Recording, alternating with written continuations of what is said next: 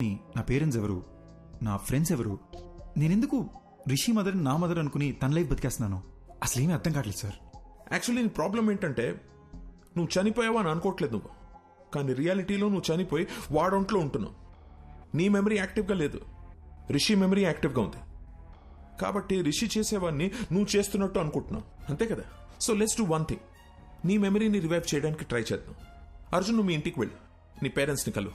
ఒకవేళ నువ్వు వాళ్ళని గుర్తుపడితే ఆ రిజల్ట్ని బట్టి కేసుని ఎలా సార్ట్అవుట్ చేయాలో I will see to it.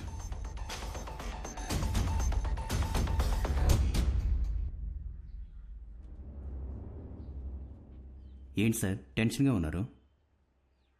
ఆ అర్జున్ కేసు కమిషనర్ గారు నాకు అంటగట్టారయ్యా. అది తెలిసి సుబ్బారెడ్డి గారు పారిపోయాడు. ఆ అర్జున్తో అద్దంలో నువ్వే కలిసి మాట్లాడావు కాబట్టి కేసు పూర్తిగా ఎంక్వైరీ చేసి నన్ను క్లోజ్ చేయమంటున్నాడయ్యా.